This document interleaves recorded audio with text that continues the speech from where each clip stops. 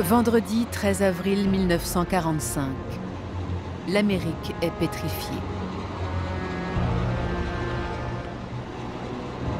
Franklin Roosevelt, le président des États-Unis, vient de mourir, alors que la Deuxième Guerre mondiale n'est toujours pas terminée.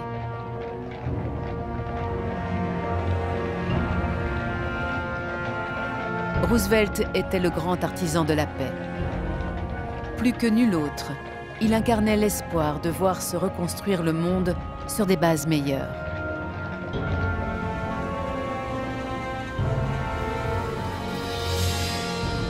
Alors que la foule regarde en silence passer le cortège funèbre, la planète entière se pose une question. Sans Roosevelt, Occidentaux et Soviétiques parviendront-ils à s'entendre et à construire une paix durable ?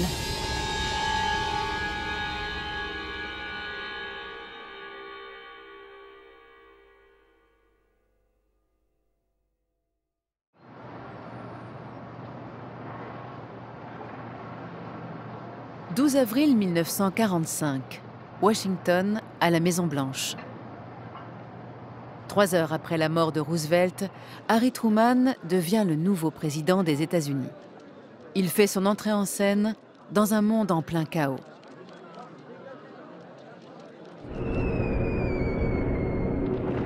En ce mois d'avril 1945, l'Amérique est toujours en guerre contre Hitler et contre les Japonais.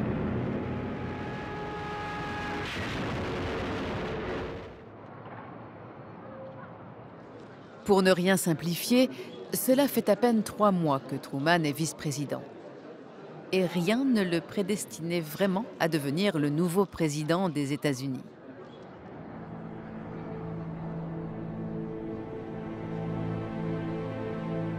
C'est un ancien vendeur de chemises et de cravates du Missouri. Il s'est lancé dans la politique sur le tard et a été élu sénateur pour la première fois 10 ans auparavant.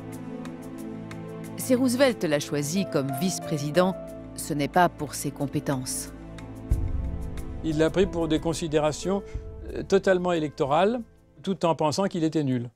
Je fais ce beaucoup aux États-Unis. Quand on choisit le vice-président, ce n'est pas forcément pour son intelligence, c'est souvent parce que c'est lui qui va amener des votes d'endroits dont on a besoin. En l'espace d'une journée, l'ancien commerçant du Missouri se retrouve donc propulsé à la tête de la première puissance mondiale. Lui-même est sidéré et ne s'en cache pas.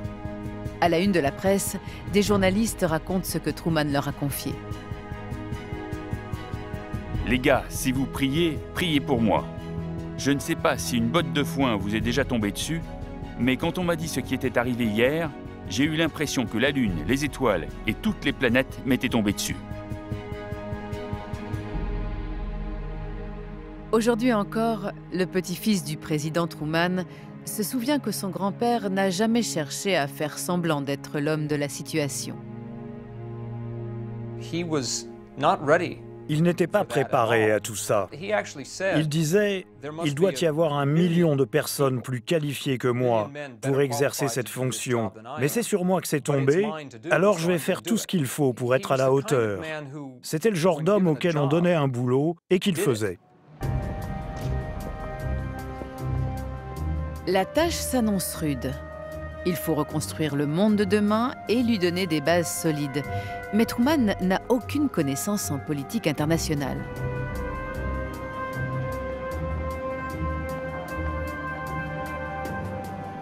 Durant les 3 mois de sa vice-présidence, Roosevelt ne l'a rencontré que 2 fois en tête-à-tête. Truman n'a été mis au courant de rien. Je trouve que mon grand-père a eu tort de ne pas l'intégrer un peu plus. Il était parfaitement conscient de la dégradation de ses forces, mais je crois qu'il n'avait plus assez d'énergie pour associer Truman à ses décisions et passer le relais.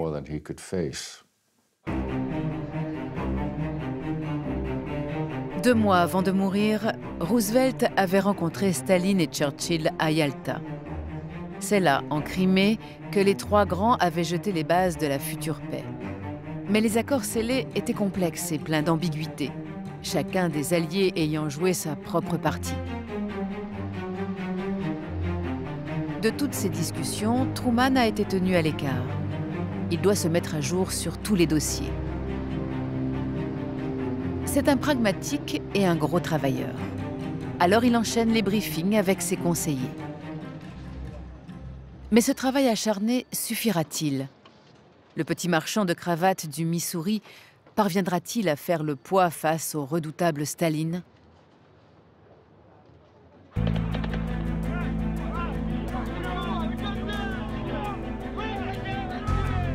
Un mois après l'arrivée de Truman à la tête de la Maison-Blanche, les Alliés gagnent la guerre en Europe.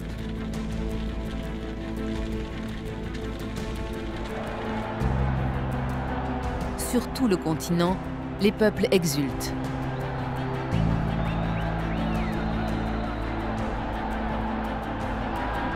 À Londres, devant Buckingham Palace, une marée humaine est venue acclamer Winston Churchill. Le Premier ministre britannique est célébré en héros.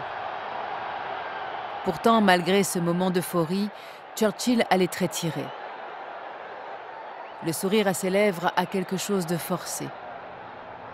Dans ses mémoires, il écrit « Là, épuisé, appauvri, mais toujours intrépide et désormais triomphant, nous connûmes un moment qui touchait au sublime. Et pourtant, peu de cœurs devaient être plus dévorés d'inquiétude que le mien. » Que peut-il y avoir de si grave pour ternir un tel moment? Le problème pour Churchill s'appelle Staline. Maintenant que la guerre est gagnée en Europe, le Britannique est persuadé que Staline va en profiter pour instaurer des régimes communistes partout où il le pourra.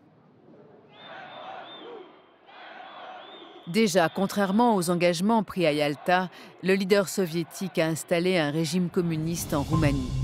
En Pologne, 6 ministres non communistes sont bien entrés au gouvernement, mais ils ont chaque jour un peu moins de pouvoir. Staline voulait que toute l'Europe devienne communiste. C'était par idéologie, mais c'était aussi parce que c'était un homme avec une mentalité d'empereur, un dictateur avec une mentalité d'empereur. Le Premier ministre britannique tente alors de mettre Truman en garde. Mais le tout nouveau président américain ne veut rien savoir. Pour l'heure, Truman s'est fixé comme cap de respecter les engagements pris par Roosevelt. Il n'est pas disposé à entendre quoi que ce soit contre son allié communiste. Churchill n'a plus qu'à espérer que Truman ouvre les yeux par lui-même. L'occasion va bientôt lui en être donnée.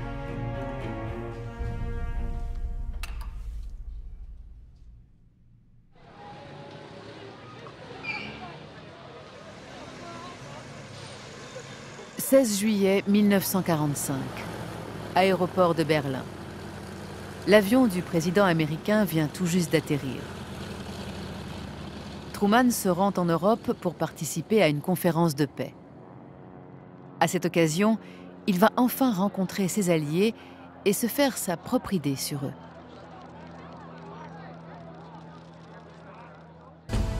Les discussions doivent avoir lieu à Potsdam, à quelques kilomètres de Berlin.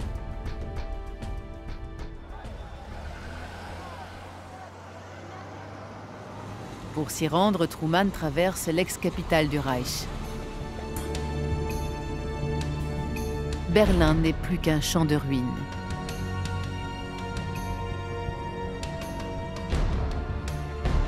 Seuls quelques rares passants errent, hagards.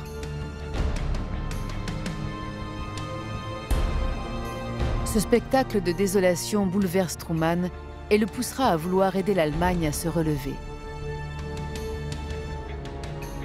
Le soir, dans son journal, il écrit « Jamais je n'avais vu spectacle plus désolant ni plus affligeant. Nous avons vu des vieillards, des vieilles femmes, des jeunes femmes, emportant vers nulle part ce qu'ils pouvaient et ce qu'il restait de leurs biens. » La conférence s'ouvre le lendemain, le 17 juillet.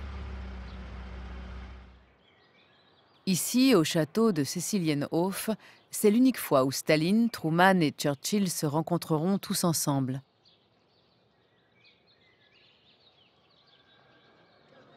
Comme Truman s'y attendait, Churchill lui semble charmant.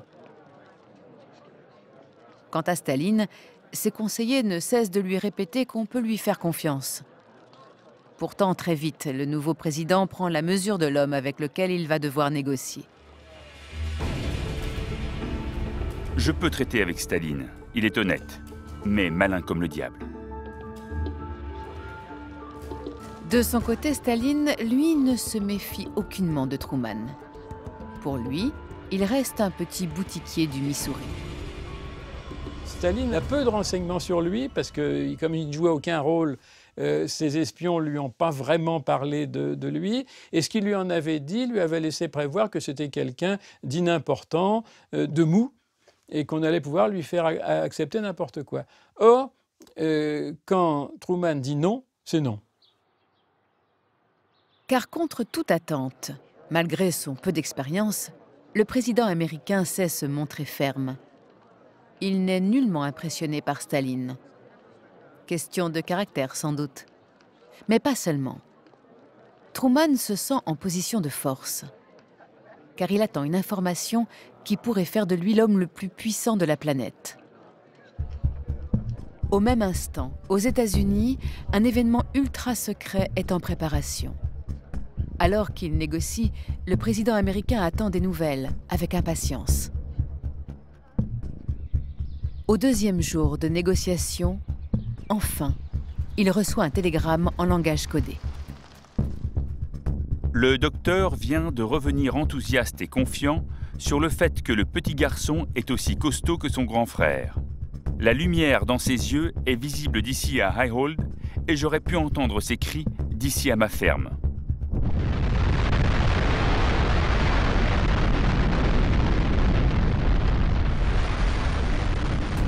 Ce petit garçon en question, Little Boy, c'est la bombe atomique.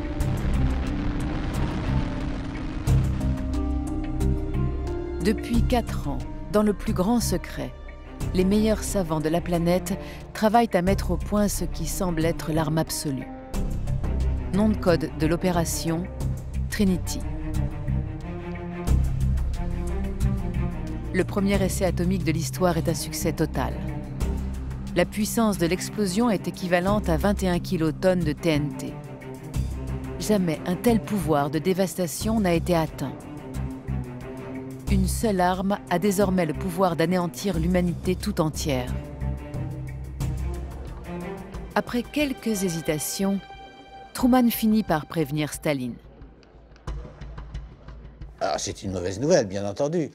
Ça veut dire que désormais, l'Union soviétique va se trouver en situation d'infériorité. Tout le monde guettait la réaction de Staline. Et Staline, qui est un très bon comédien, dit « Ah bon, vous avez une bombe puissante, je vous félicite et j'espère que vous l'utiliserez contre le Japon. » Mais Staline était-il vraiment dans l'ignorance? Malgré les mesures de protection drastiques prises par les Américains, les Russes sont parvenus à introduire des espions sur la base de Los Alamos, où s'élabore la bombe atomique.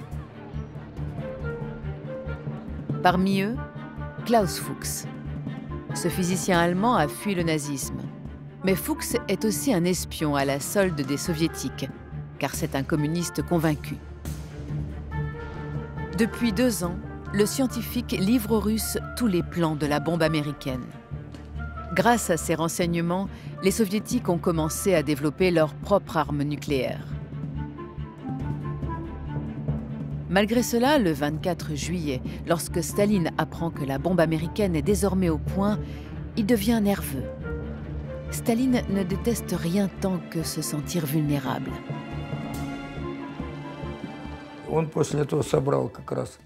Il a convoqué les gens qui se trouvaient à Potsdam et il a demandé de transmettre aux scientifiques et à tous ceux qui travaillaient sur le projet atomique qu'il voulait qu'on accélère au maximum la création de la bombe atomique soviétique.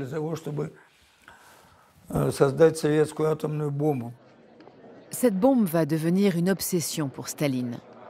Tant qu'il n'aura pas sa propre arme atomique, le généralissime ne se sentira pas en confiance face aux Américains. Les relations avec Truman vont alors commencer à se gripper. Potsdam va aussi être le théâtre d'une autre déflagration. Au beau milieu de la conférence, Churchill quitte la table des négociations pour se rendre à Londres, où il doit attendre le résultat des élections. En démocrate convaincu, le Premier ministre britannique a remis son mandat en jeu. Depuis des semaines, alors qu'il est en campagne, il est acclamé dans toute l'Angleterre. Mais au matin des élections, à l'aube, le Britannique a un mauvais pressentiment. Je me réveillais soudain comme si l'on m'avait planté un couteau de poignard et je ressentis une douleur presque physique. Le pouvoir de façonner le futur me serait refusé. L'intuition de Churchill était la bonne. À la stupéfaction générale, il n'est pas réélu. Au héros de la guerre, les Britanniques préfèrent un homme neuf, le leader travailliste Clément Attlee. Au lendemain de sa victoire, Attlee se glisse dans le fauteuil encore chaud de Churchill. Autour de la table, chacun a l'impression d'une erreur de casting. Clément Attlee, c'est quelqu'un qui a l'air vraiment insignifiant. Vous savez, Churchill disait un mouton déguisé en mouton. Ou bien une voiture vide s'arrête devant Downing Street et le major Attlee en descend. Un homme modeste et qui a de bonnes raisons de l'être, etc., etc. Et là, Staline est totalement déconcerté parce qu'il était convaincu que Churchill avait fait tout ce qu'il fallait pour truquer les élections. Parce que pour Staline, c'est ce que fait tout politicien qui est digne de son poste.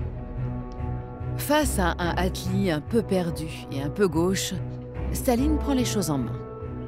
Il est le dernier des trois géants de Yalta. Désormais, avec Attlee, la Grande-Bretagne est sur le banc de touche. Le monde ne compte plus que deux superpuissances, les États-Unis et l'Union soviétique. Truman et Staline se retrouvent face à face. Très vite, les désaccords qui existent entre les deux hommes vont se durcir et se transformer en de vraies oppositions.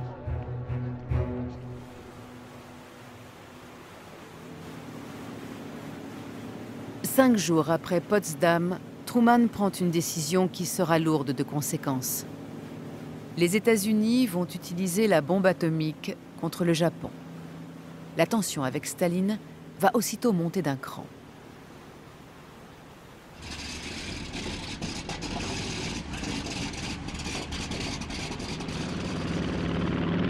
6 août 1945. Aux premières heures du matin, le bombardier américain Enola Gay s'envole vers l'archipel nippon. À 8h15, Little Boy est largué sur Hiroshima.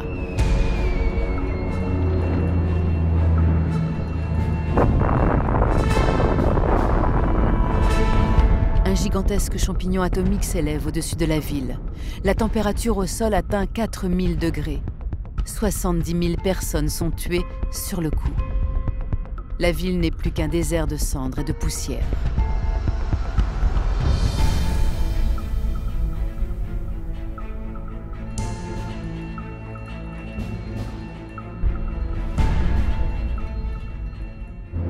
Trois jours plus tard, le 9 août, c'est au tour de Nagasaki d'être bombardé. Le monde entier est sous le choc. Pour Staline, la bombe atomique est une provocation. Il est persuadé que Truman cherche à l'impressionner. Il ne comprend pas que l'Amérique ait largué ses bombes alors que le 8 août, comme elle s'y était engagée, l'Union soviétique était entrée en guerre contre le Japon, aux côtés des États-Unis. Pour nous, le message envoyé par les États-Unis était clairement que l'utilisation de la bombe atomique contre le Japon n'avait pas pour but de remporter une victoire rapide contre les Japonais, mais de faire peur à l'Union soviétique afin de pouvoir dicter les conditions américaines. À l'évidence, Truman a voulu terminer la guerre au plus vite et épargner des vies américaines. Mais c'est aussi clairement un message envoyé à Staline. Car Truman entend bien lui faire savoir que désormais, il est le maître du jeu.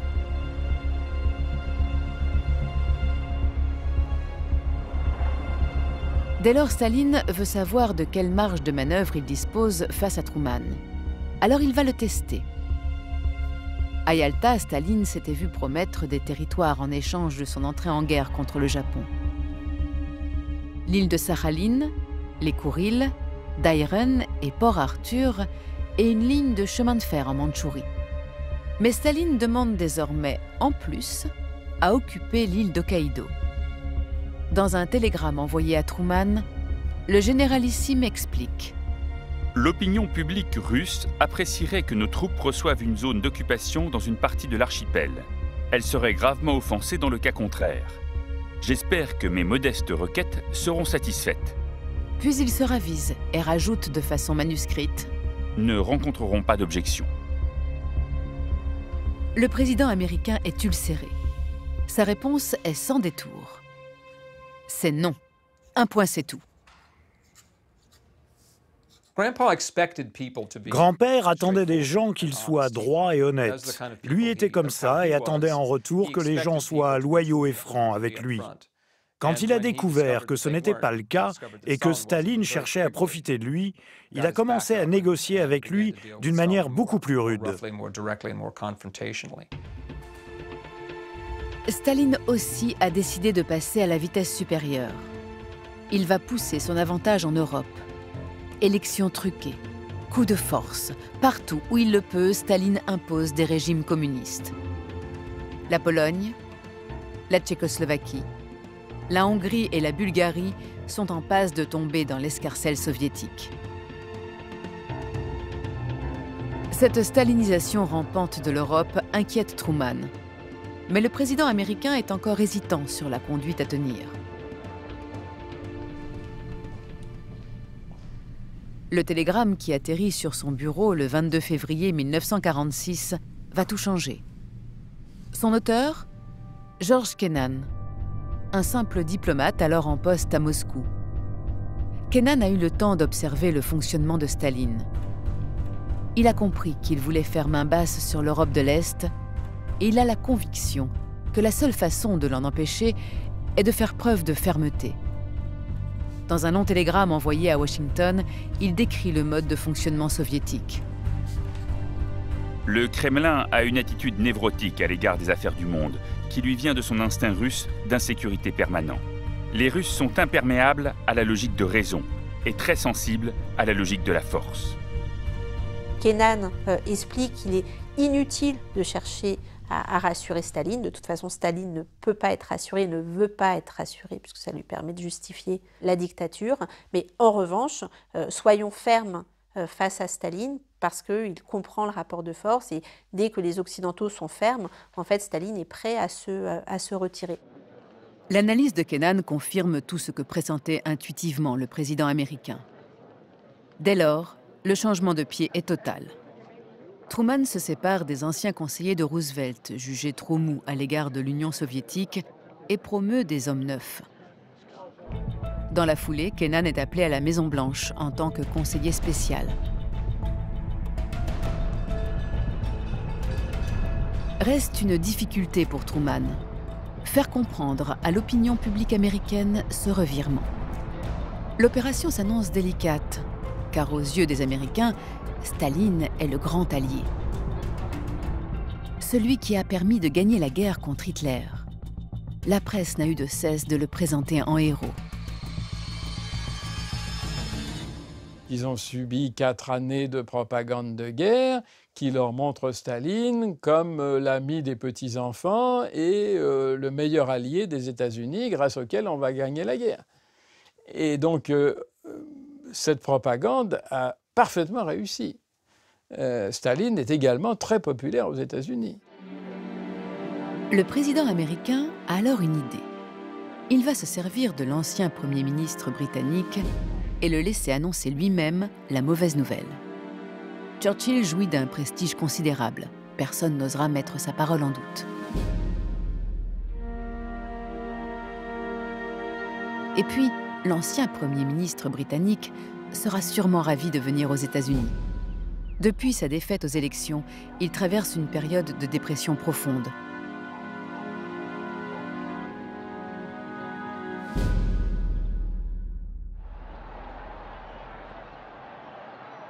Ce 5 mars 1946, toute la petite ville de Fulton, dans le Missouri, a sorti les drapeaux pour accueillir l'ancien Premier ministre. Il fait un soleil radieux. Truman, qui accueille Churchill dans son fief, est tout sourire. Le président américain sait que le Britannique s'apprête à lâcher une bombe, mais il se gardera bien de dire qu'il était au courant. Quelques minutes plus tard, à l'université de Fulton, Churchill prononce un discours qui va tétaniser l'assistance et secouer le monde entier. From Stettin in the Baltic to Trieste in the Adriatic, an iron curtain has descended across the continent. Le discours du rideau de fer provoque un tollé. Les Américains sont choqués. Staline, leur grand ami. C'était stratégiquement assez habile de la part de Truman de laisser Churchill prendre la parole et d'employer cette expression donc, de rideau de fer, parce que ça montrait aussi à l'opinion américaine et à l'opinion mondiale que ce revirement de la politique américaine n'était pas uniquement le fait de Truman ou de quelques conseillers isolés, mais qu'une personnalité aussi importante que Churchill allait dans le sens du président américain. Bientôt, les Américains qui admiraient Staline vont le considérer comme un dangereux tyran. En URSS, le discours de Fulton passe pour un coup de poignard dans le dos. On dit Staline furieux. Les intellectuels et les proches du Kremlin sont vent debout contre Churchill. Churchill était l'ennemi juré de notre pays. Il était le leader le plus anti-soviétique de l'Ouest du monde. Il a passé toute sa vie à faire des mauvais coups à l'Union soviétique. Désormais, les pays européens sont contraints de choisir leur camp, celui du communisme ou du capitalisme. Dans cette course pour se partager le monde, Staline a une longueur d'avance. Il a déjà mis la main sur les pays d'Europe de l'Est et gagne du terrain à l'Ouest.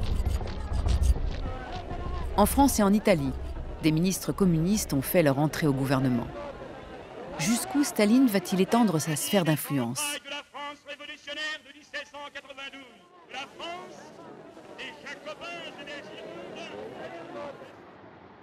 La question hante Truman. Et le président américain a bien compris que dans ce bras de fer qui l'oppose aux soviétiques, il avait contre lui un adversaire de poids, la pauvreté.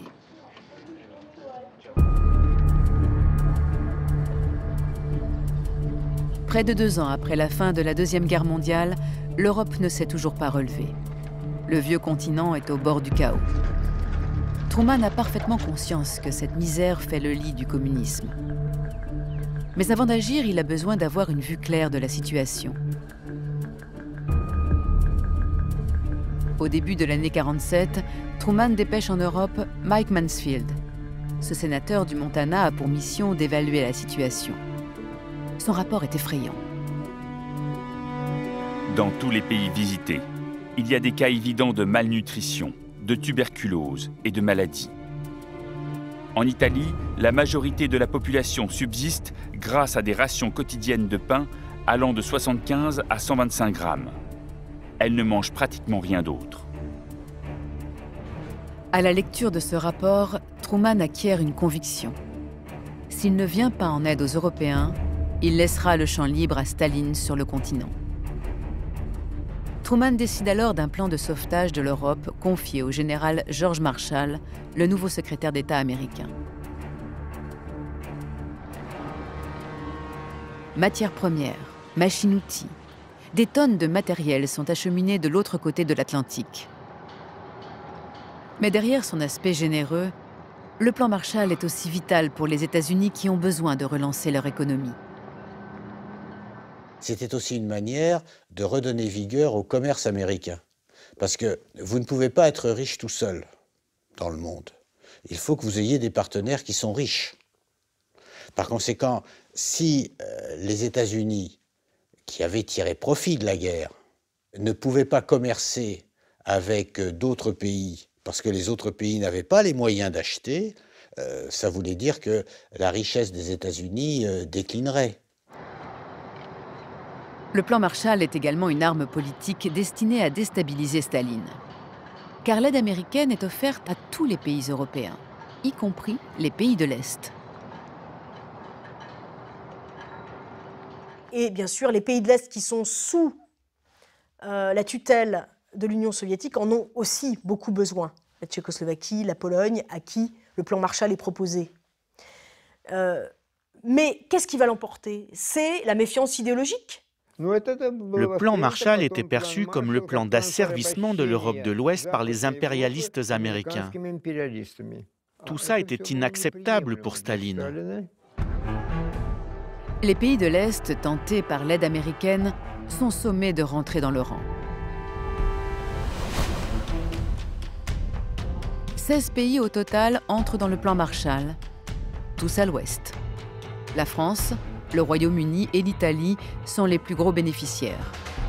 Au milieu de l'année 1947, le rideau de fer de Churchill est devenu une réalité.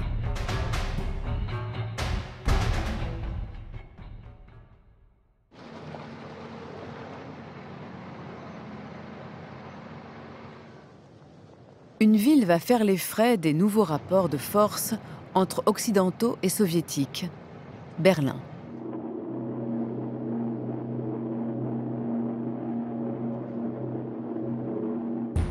La capitale allemande est située en plein cœur de la zone d'occupation soviétique. Mais la ville elle-même est occupée par les 4 puissances alliées, États-Unis, Grande-Bretagne, France et URSS. Ensemble, toutes doivent remettre l'Allemagne sur pied. Mais les Alliés ne sont pas d'accord sur la marche à suivre. La priorité pour les Soviétiques est d'obtenir leur réparation de guerre, car l'URSS est ruinée. Comme prévu par les accords de paix, les Russes se dédommagent en nature et démantèlent l'industrie allemande. Des usines entières sont dépecées et amenées en Union soviétique pour être remontées.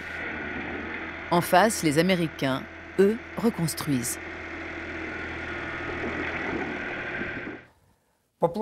Comme ils l'avaient promis avec le plan Marshall, les Américains ont donné à l'Allemagne 16 milliards de dollars. Nous, de notre côté, nous n'avons rien donné. Mais nous n'étions pas en mesure de donner quoi que ce soit. Nous ne pouvions pas rivaliser.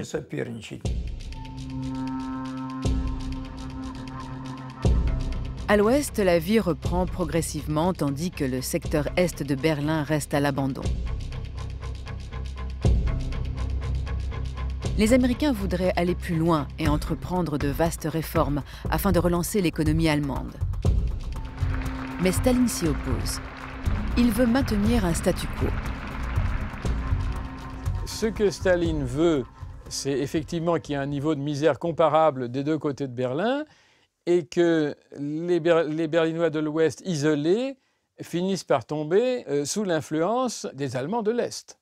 Cette enclave capitaliste au milieu d'une mer communiste qu'est l'Allemagne de l'Est, c'est pas supportable. Pour sortir de l'impasse, les Occidentaux ne voient qu'une solution, fusionner leurs zones. Voilà qui provoquera, à n'en pas douter, la colère de Staline. Mais jusqu'à quel point ? Le généralissime pourrait-il déclencher une guerre? Avant d'agir, les Occidentaux ont besoin d'informations. Et pour cela, il n'existe qu'un seul moyen, l'espionnage. Seulement en ce début de guerre froide, les services secrets américains sont pour ainsi dire inexistants. Il est d'ailleurs intéressant de noter que pendant la Seconde Guerre mondiale, en 1942, l'administration Roosevelt a créé un service de renseignement qui est l'OSS et que ce service de renseignement cesse son activité à la fin de la Seconde Guerre mondiale en 1945. Donc entre 1945 et 1947, les États-Unis n'ont pas de service de renseignement en tant que tel. À l'été 1947, Truman décide donc de créer une nouvelle agence de renseignement qui bientôt sera connue dans le monde entier, la CIA. Henry Hillenkoetter, un ancien amiral, est nommé à sa tête. Hillenkoetter a la lourde tâche de recruter et de former des espions en toute hâte. Le problème, c'est qu'il faut trouver des espions parlant russe. Et à part les Russes eux-mêmes, il n'y a pas grand monde. Pour cet ancien agent des services secrets britanniques, cela posait de graves difficultés. Le problème, c'était de savoir jusqu'où on pouvait faire confiance à quelqu'un qui était russe de naissance dans le cas de secrets importants, parce qu'on n'avait jamais la garantie que dans le même temps, il ne travaillerait pas aussi en même temps pour les Russes. Hillenkoetter part alors au plus pressé. En pragmatique, c'est chez les ennemis d'il y a quelques mois qu'il va recruter ses espions. Reinhard Gehlen, un ancien nazi, ex-chef des renseignements à l'Est dans la Wehrmacht, est recyclé par la CIA. Gehlen connaît très bien le monde communiste. Il va devenir le cerveau de l'espionnage américain en Allemagne. Par son entremise, des centaines d'anciens nazis entrent à la CIA. Les Américains n'ont pas le moindre état d'âme. La seule chose qui compte pour Truman, c'est de barrer la route à Staline. Le logiciel a changé. La guerre froide, l'ennemi, ce n'est pas l'Allemagne, c'est l'Union soviétique. Donc à la limite, prendre les gens qui sont extrêmement anticommunistes, et bien sûr les anciens nazis sont forcément très anticommunistes, pourquoi pas. Donc là on est dans la réelle politique complète. Face à la CIA, les services secrets russes du GRU et du KGB sont également très actifs. Mais eux ont une longueur d'avance, car leur service de renseignement existe depuis la Première Guerre mondiale. Berlin va devenir la capitale de l'espionnage. Dans la rue, dans les administrations, dans l'armée, partout, se cachent des espions. Tous, quel que soit leur camp, ont le même objectif: déchiffrer les plans de l'adversaire pour le prendre de vitesse. L'espionnage, c'était un nouveau style de guerre dans lequel on n'avait pas besoin de pistolets. On pénétrait au cœur du système de pensée de l'ennemi.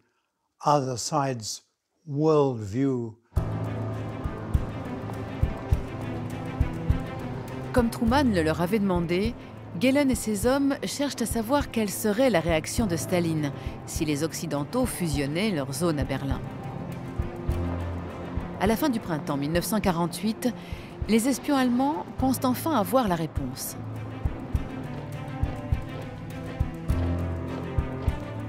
Le 9 juin, Hillenkoetter prévient alors Truman par télégramme. D'après le patron de la CIA, si les Occidentaux regroupaient leur zone d'occupation, voilà comment Staline réagirait. L'URSS fera probablement en sorte de mettre des bâtons dans les roues des Occidentaux à Berlin et partout ailleurs où elle le pourra en Allemagne, mais sans recourir à la force. C'est le feu vert que les Occidentaux attendaient. 4 jours après le télégramme d'Hillenkoetter, Américains, Britanniques et Français créent une nouvelle monnaie dans leur zone, le Deutschmark. Pour Staline, cette monnaie, symbole du capitalisme, est une provocation. Il doit marquer le coup. Comme les espions allemands l'avaient anticipé, le généralissime décide alors de représailles économiques.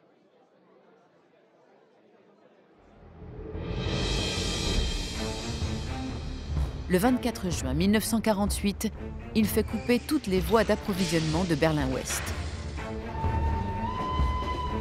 Les routes qui relient l'Allemagne de l'Ouest à Berlin-Ouest sont bloquées. 2,5 millions de Berlinois sont pris au piège. Sans vivres, ils ne pourront pas tenir longtemps. À Washington, une partie de son état-major pousse Truman à réagir par la force.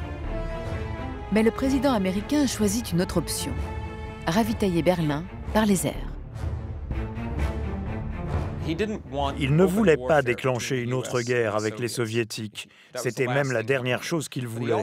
Mais il ne voulait pas non plus apparaître faible et montrer que nous ne réagissions pas, car si vous laissiez les Soviétiques bloquer Berlin, ensuite, ils feraient la même chose ailleurs. Je ne crois pas que l'idée du pont aérien ait été la sienne, mais il l'a acceptée, car elle avait du sens.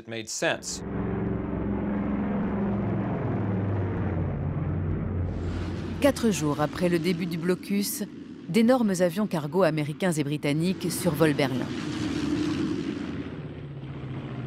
Dans leurs entrailles, des tonnes de vivres et de matériel, et les fameux Care Package. Ces paquets conditionnés par l'ONG américaine Care contiennent tout ce qu'il faut pour survivre. Bacon, margarine, œufs en poudre, chocolat, le goût de l'Amérique. Ce que Staline n'avait pas du tout imaginé, c'est que les Américains, les Anglais et les Français réunis avaient les moyens de maintenir pendant 11 mois un approvisionnement de Berlin-Ouest au rythme de 6000 tonnes par jour.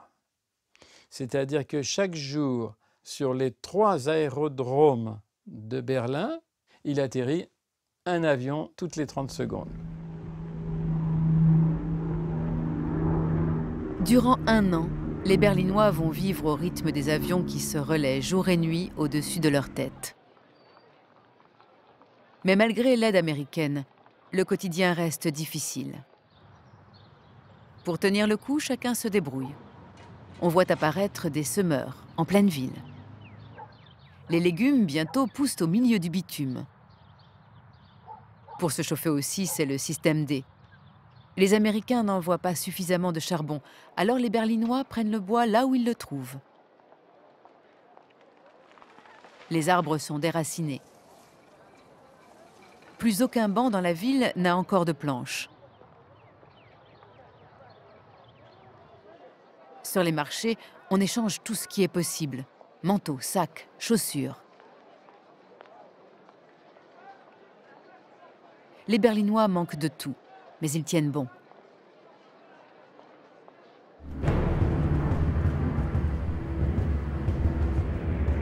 Les Américains, eux aussi, sont déterminés à tenir coûte que coûte.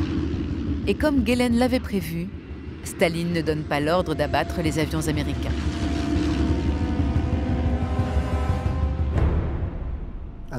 Ils n'étaient pas prêts à faire la guerre car les Américains avaient la bombe atomique.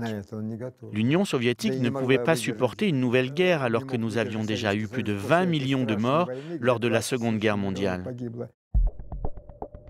Comprenant qu'il a perdu la partie de bras de fer, le 12 mai 1949, Staline lève le blocus. Partout dans Berlin-Ouest, c'est une explosion de joie. Pour le leader communiste, l'échec est cuisant. Le petit boutiquier du Missouri a fait plier l'homme le plus craint de la planète. Dans ses mémoires, Truman se réjouit.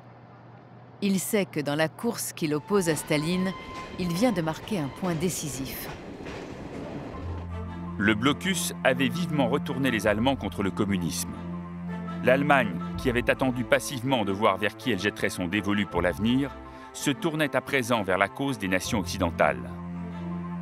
Ça fait exactement l'inverse de ce que voulait Staline, qui voulait toujours semer la zizanie entre les Alliés. Ça scelle la réconciliation et l'amitié entre le peuple allemand et les Américains, bien entendu. Ils sont devenus extrêmement populaires. C'est les hommes qui ont permis la survie de Berlin-Ouest. 15 jours après la levée du blocus, les Occidentaux créent la République fédérale d'Allemagne. Les Soviétiques ripostent avec la République démocratique d'Allemagne. Cette fois, les alliés d'hier sont officiellement devenus des ennemis. À la Maison-Blanche, Kennan est terrifié. Visionnaire, il écrit « En fin de compte, notre politique sur le continent nous emmène vers une situation où il n'y a que 3 solutions. Un effondrement soviétique, une désintégration de notre propre position ou une terrible guerre. » Cette menace d'une terrible guerre pèse chaque jour un peu plus sur le monde. Staline n'a pas digéré le camouflet du blocus et il cherche à reprendre le dessus. À force d'efforts, il va une nouvelle fois parvenir à renverser la situation.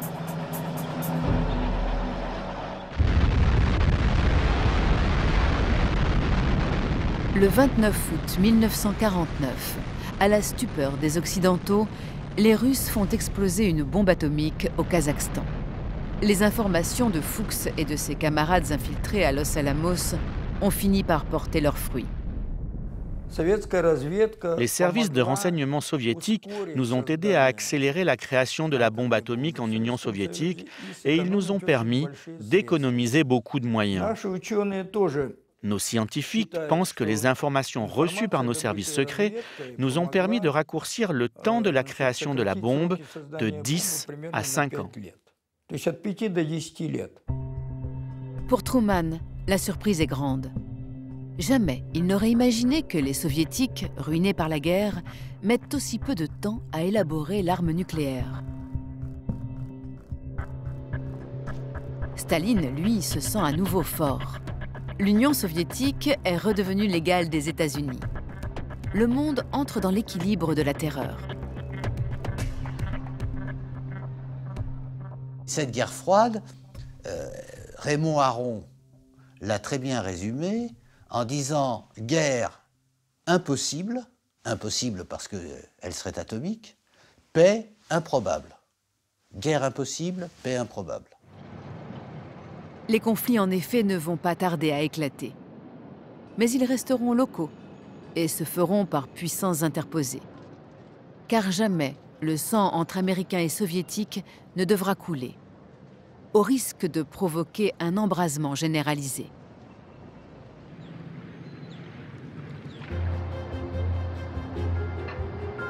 C'est dans un petit pays que bien peu de Russes et d'Américains seraient situés sur la carte que le premier de ces conflits post-Deuxième Guerre mondiale va éclater, la Corée.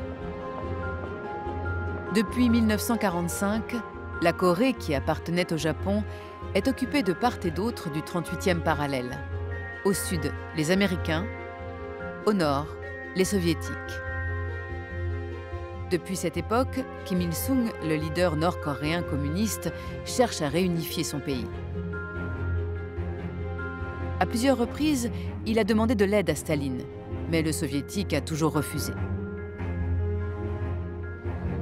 Pourtant, ce 12 janvier 1950, le généralissime change d'avis. À cause d'une toute petite phrase prononcée par Dean Acheson, le secrétaire d'État américain. Ce jour-là, dans son discours sur les ambitions militaires américaines, Acheson a écrit « Notre périmètre défensif s'étend des îles Aléoutiennes au Japon, en passant par Ryukayus et les Philippines. » Il a oublié la Corée. Ah, c'est la bêtise à ne pas faire. Hein. Il y avait Taïwan, il y avait Tokyo, il y avait les Philippines, il y avait tout ce qu'on veut, mais il a oublié la Corée. Ah, c'était pas malin, hein. C'est curieux pour quelqu'un d'aussi avisé que dit Nixon, mais enfin, il a fait la bourde. Et ça a été pris par Staline comme un encouragement, et il s'est dit, après tout, les Américains sont peut-être redevenus mous.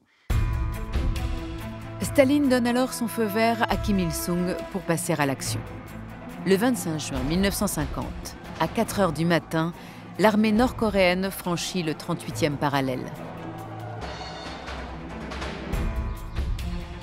Truman, en week-end dans sa maison du Missouri, est aussitôt prévenu. Le président américain n'a alors pas l'ombre d'une hésitation, il faut répondre par la force. Dans ses mémoires, il se souvient. Si un tel scénario n'était pas empêché en Corée, cela signifiait le début d'une troisième guerre mondiale, car ce sont bien des incidents similaires qui avaient provoqué la Deuxième Guerre mondiale.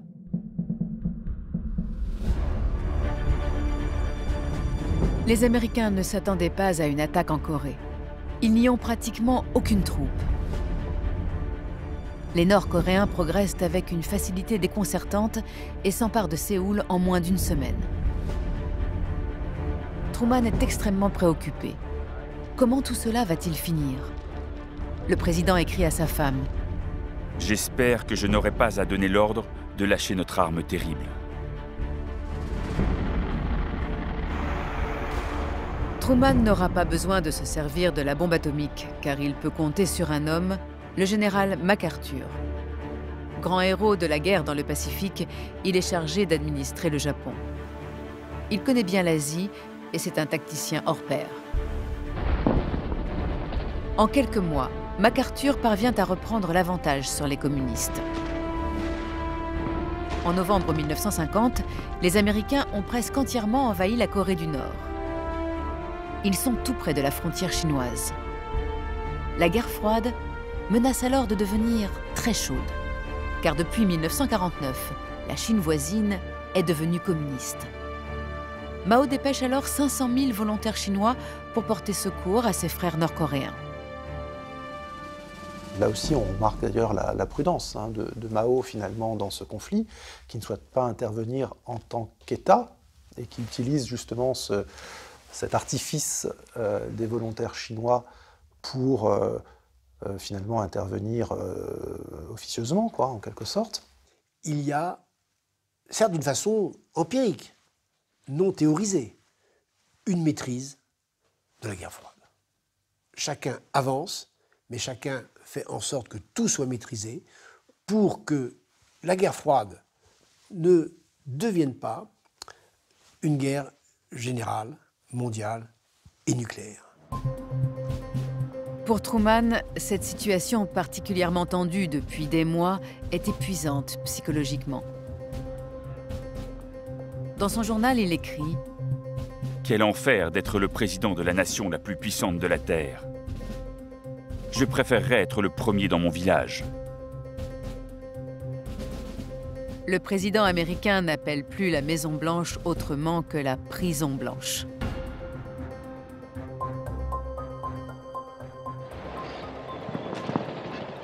En Corée, le conflit s'enlise. Et c'est un événement totalement inattendu qui va mettre fin à la guerre.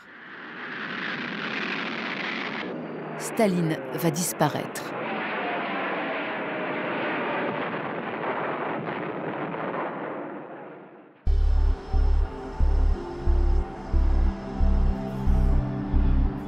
« 1er mars 1953. Datcha de Kuntsevo, dans les environs de Moscou. Staline vit désormais ici, en reclus. L'homme qui fait trembler la planète entière s'est enfermé dans un délire paranoïaque. Il a peur d'être assassiné. Ce soir-là, lorsque Staline se couche, il a beaucoup bu. Dans la nuit, il est victime d'une hémorragie cérébrale. Pendant 10 heures, il agonise, sans que personne n'ose pousser la porte de sa chambre. Chacun a bien trop peur des représailles possibles.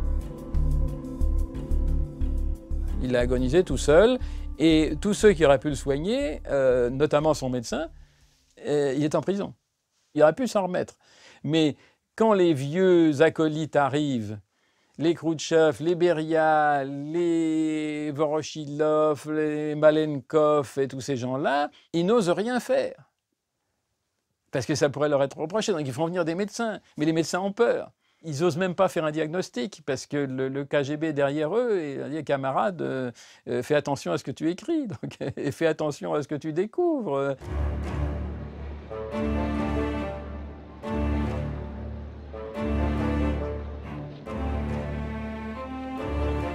Faute de soins appropriés, après 4 jours d'agonie, le 5 mars 1953, Joseph Staline s'éteint. Sitôt la nouvelle connue, 5 millions de personnes affluent vers Moscou.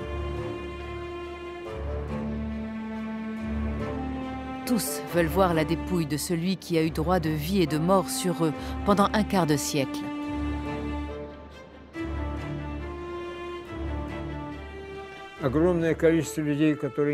Beaucoup de gens qui détestaient Staline ont dit « Dieu soit loué, il a enfin crevé ». Beaucoup d'autres voyaient en lui un genre de Dieu et ils étaient abasourdis par le fait que leur Dieu puisse être mortel. Le troisième sentiment qui dominait et qui valait pour tout le monde était « Qu'est-ce qui va arriver maintenant ?» Le monde entier est sous le choc. Alors que Molotov et les proches de Staline portent son cercueil, chacun pense à la suite. À Moscou, Londres ou Washington, les peuples espèrent que la disparition du dictateur soviétique mettra un terme aux tensions. Les espérances seront vite déçues. 8 années de conflits permanents et larvés entre l'Amérique et l'Union soviétique ont à ce point façonné le monde qu'il est impossible de faire subitement machine arrière. La guerre froide, initiée par Staline et Truman, continuera de régir le monde et de faire trembler les hommes pendant près de 40 ans.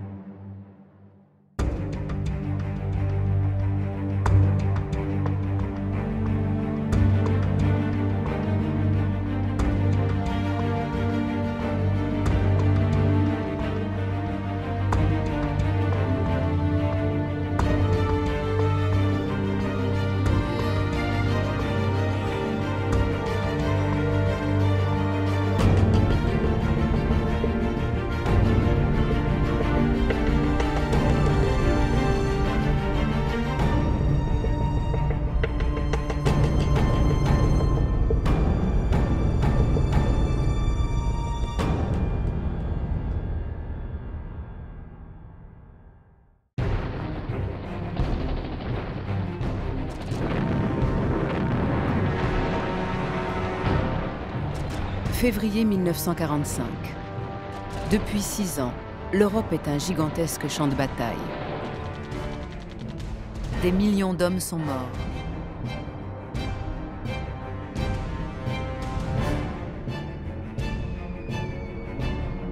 Mais cette fois, la certitude de vaincre l'Allemagne nazie est enfin là, et les Alliés pensent déjà à l'avenir.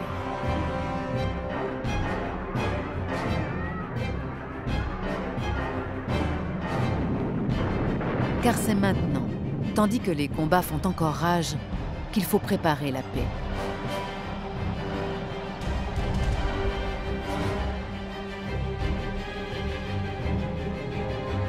Staline, Roosevelt et Churchill vont donc décider de se réunir.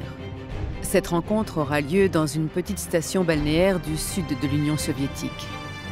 C'est là, en Crimée, que les trois géants vont imaginer ensemble le monde de l'après-guerre lors de l'une des plus grandes conférences de tous les temps, la conférence de Yalta.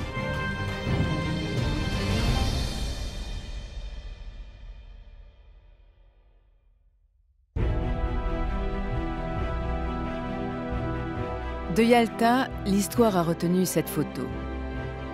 Mais quel chemin parcouru pour en arriver là? Pourquoi ces visages tendus chez Churchill, Roosevelt et Staline? Unis dans la guerre, les Alliés vont se révéler divisés et rivaux dans la paix. Pendant 8 jours, du 4 au 11 février 1945, les trois grands vont se livrer une lutte sans merci, tant leurs intérêts et leurs idéologies les opposent. À Yalta, c'est la dernière fois qu'ils se verront tous ensemble. Chacun d'eux est alors à un moment crucial de son propre destin, tandis qu'avec cette conférence, le monde va bientôt sombrer dans de nouvelles ténèbres.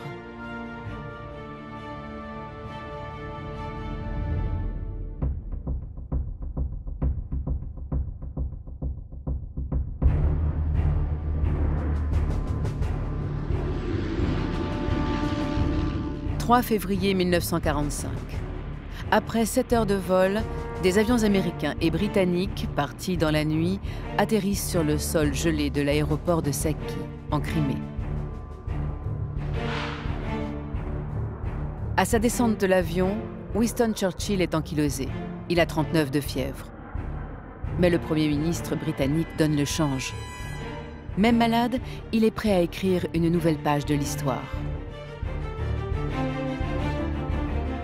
Franklin Roosevelt, le président américain, lui aussi est prêt, malgré une fatigue extrême. Sur la piste, diplomates et militaires se saluent. À Yalta, nombre d'entre eux vont tenir des journaux de bord.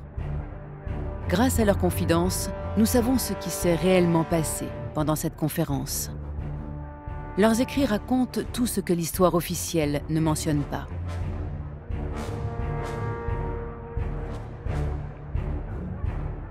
Staline n'a pas daigné venir accueillir ses hôtes à Saki. Son absence est déjà une manière de jouer le rapport de force. Les négociations ont bel et bien commencé. C'est donc Molotov, le fidèle bras droit du dirigeant soviétique, qui attend Roosevelt et Churchill au pied de l'avion. Rongé par la poliomyélite, Roosevelt ne peut plus marcher. À pied, à ses côtés, Churchill semble en position d'infériorité. L'étrangeté de cette scène n'échappe pas à Lord Moran, le médecin personnel de Churchill, qui s'offusque dans son journal. Le Premier ministre suivait à pied aux côtés du président, comme lorsque, dans ces dernières années, un intendant indien accompagnait la diligence de la reine Victoria.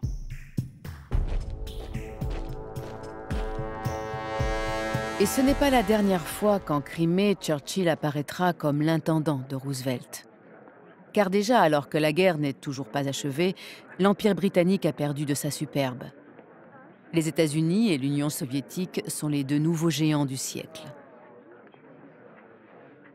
À Yalta, Churchill va devoir se battre pour exister.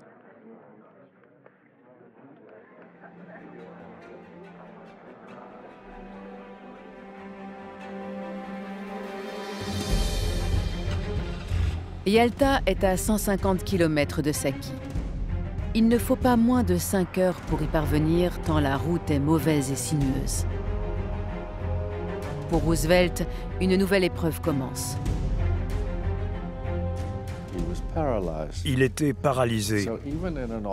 Pour voyager en automobile, il devait s'asseoir à l'arrière avec 2 coussins derrière lui pour corseter son dos et soutenir ses jambes qui étaient devenues totalement inutiles. C'était véritablement un voyage très difficile. Alors que la guerre continue sur le continent européen, le parcours a été placé sous haute surveillance. 160 avions de combat sillonnent le ciel. Anna Bettiger, la fille de Roosevelt qui l'accompagne dans ce voyage, est stupéfaite de voir les moyens déployés par les Soviétiques. Dans son journal, elle écrit « Tout au long de la route entre Saki et Yalta, des soldats avaient été postés tous les 300 mètres. À chaque fois qu'une voiture passait devant eux, ceux qui n'avaient pas de fusil nous adressaient un salut. Tous ces soldats russes, femmes comprises, étaient chics et droits. » Par la fenêtre, Roosevelt et Churchill découvrent un spectacle de désolation.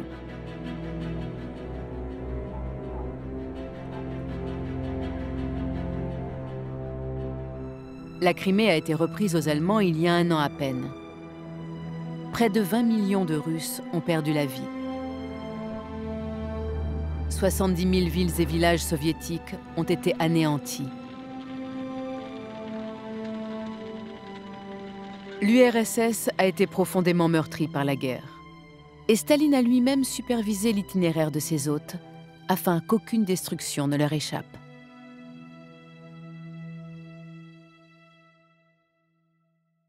Ça permettra à Staline, et ça c'est bien sûr son habitude, d'une certaine manière de culpabiliser ces 2 interlocuteurs, Roosevelt en premier. Voilà, nous avons beaucoup de morts, sous-entendu, nous avons beaucoup de morts parce que vous n'êtes pas venus nous sauver.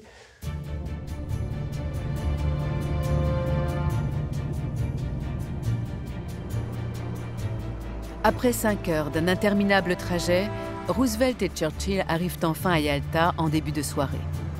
Roosevelt est épuisé. Pour lui, le voyage a commencé 12 jours auparavant, lorsqu'il a traversé l'Atlantique en bateau avant de prendre l'avion à Malte. Au total, le président américain a parcouru 8500 km. Churchill, 3200, et Staline, venu en train, seulement 1500. Comme si le nombre de kilomètres avait un sens, et que Roosevelt était celui qui était prêt à faire le plus d'efforts, Staline le moins.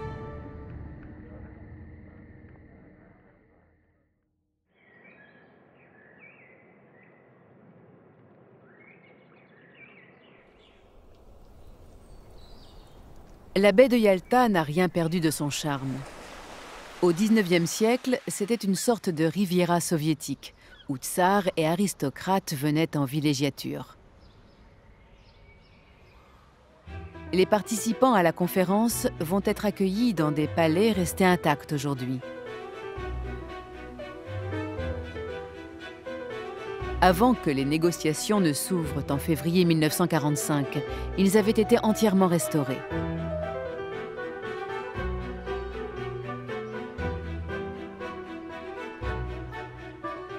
En prévision de la conférence, vous avez eu un réameublement très rapide de choses qui sont venues de Moscou par convoi entier pour rendre un aspect hospitalier à tous ces palais qui avaient souffert d'un terrible défaut d'entretien depuis très longtemps.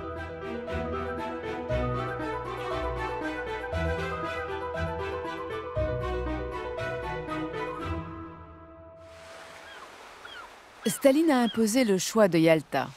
Il veut donc que ses hôtes n'aient pas à le regretter. Il va les recevoir avec magnificence. Il leur a réservé les 2 plus belles villas. Le palais Livadia pour Roosevelt. C'est ici que se sont déroulées les négociations. Et la villa Vorontsov pour Churchill.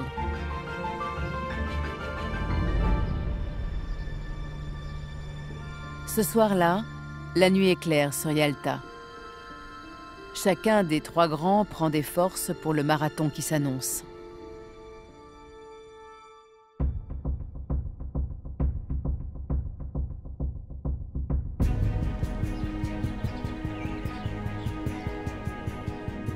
« 4 février 1945, premier jour des négociations. Avant que les débats ne commencent, Staline effectue une visite de courtoisie à ses hôtes. À Churchill d'abord. Les 2 hommes ne se sont pas vus depuis 4 mois lors d'une rencontre à Moscou. Ils sont heureux de se retrouver et font le point sur la situation militaire.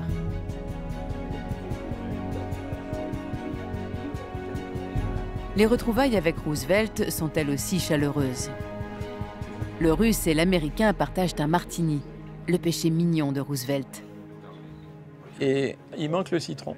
Staline en prend note, et la fois d'après, effectivement, il fait amener un gigantesque citronnier. Ça les impressionne, parce que pour les Anglais comme pour les Américains, un citronnier entier en pleine guerre et au mois de février, c'est quelque chose de fabuleux. Donc ils sont littéralement éblouis.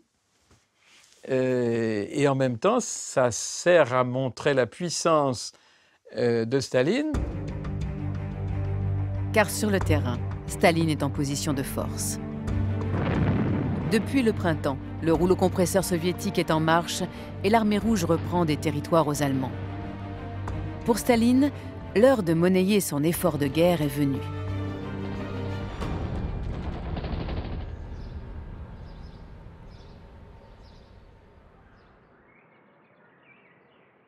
À 17 h, les négociations commencent enfin. Dans la salle de bal du Livadia aménagée pour la conférence, tout est prêt. Ministres et diplomates discutent entre eux en attendant les 3 grands. Churchill est le premier à arriver au Livadia avec sa fille Sarah.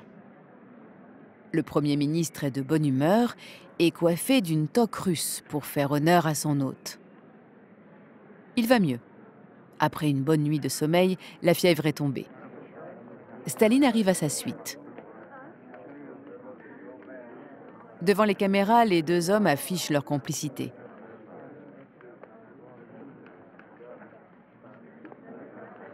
Roosevelt, lui, s'est déjà installé à la table de négociation en toute discrétion. Le même manège se répétera les jours suivants. Il a interdit qu'on filme ses arrivées, jugées trop humiliantes.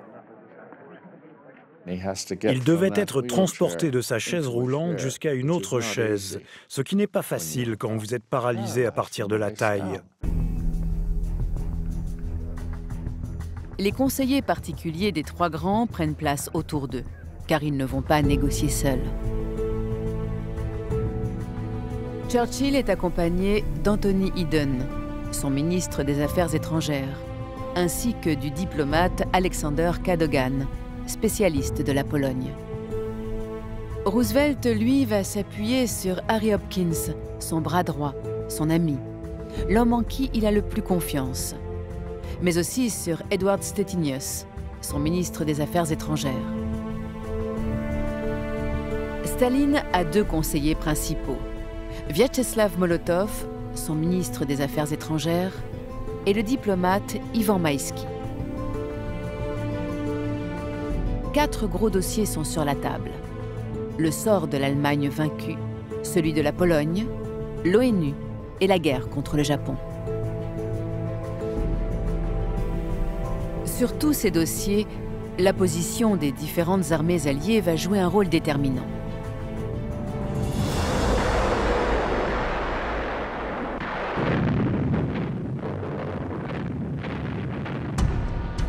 Depuis le mois de décembre, l'armée rouge a libéré la Roumanie, la Bulgarie, la Hongrie et la Pologne.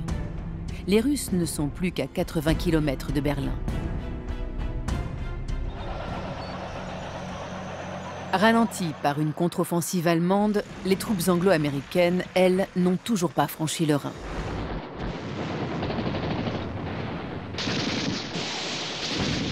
On peut dire que du point de vue militaire, les Soviétiques sont nettement en avance par rapport aux Occidentaux et de ce point de vue-là, tiennent le haut du pavé, ce qui peut avoir des conséquences du point de vue diplomatique.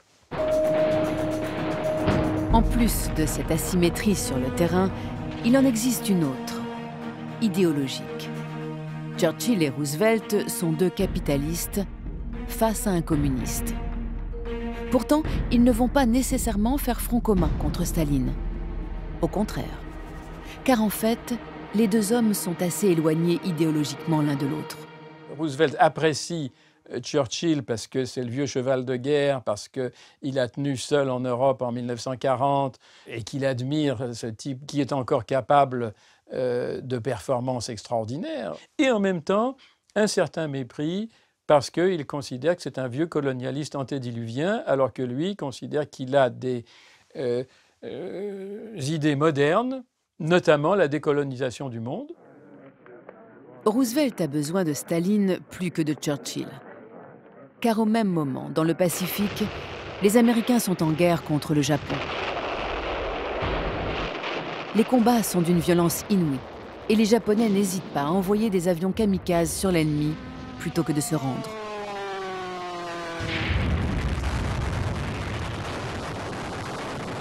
Sans l'aide des Soviétiques, la guerre risque de s'éterniser.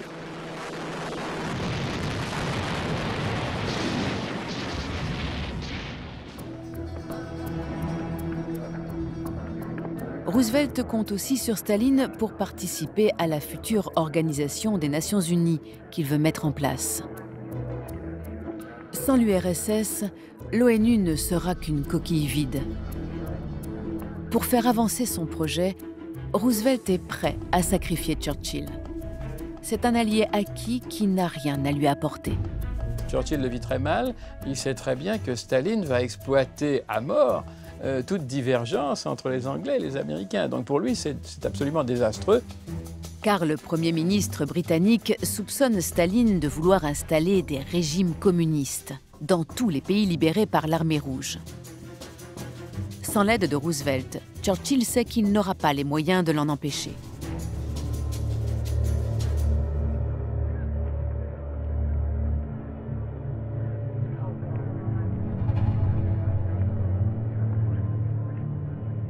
Lors de cette première journée, seules les questions militaires sont abordées.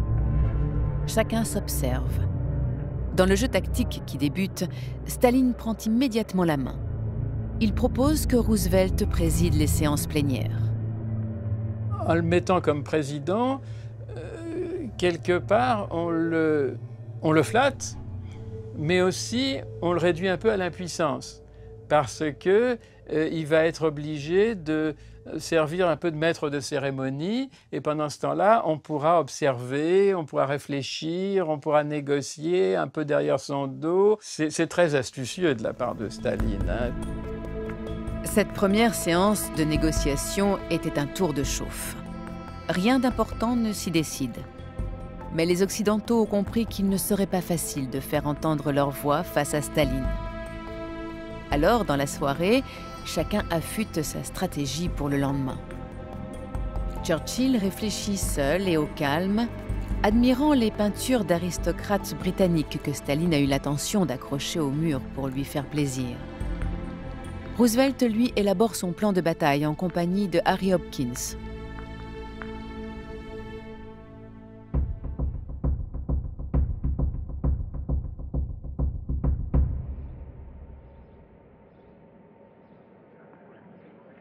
Deuxième jour.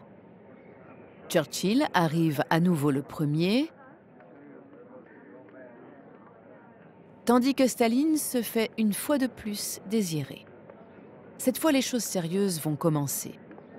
La question de l'Allemagne est en débat. Quel sort réserver à l'Allemagne une fois qu'elle aura perdu la guerre? Comment l'administrer? Quelles réparations exiger? Sur toutes ces questions, les Alliés ont des positions différentes. Les discussions débutent sur le problème de sa future occupation.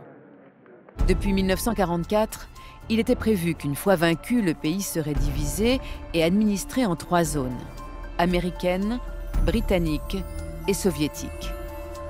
Mais voilà que Churchill réclame une 4e zone, pour la France.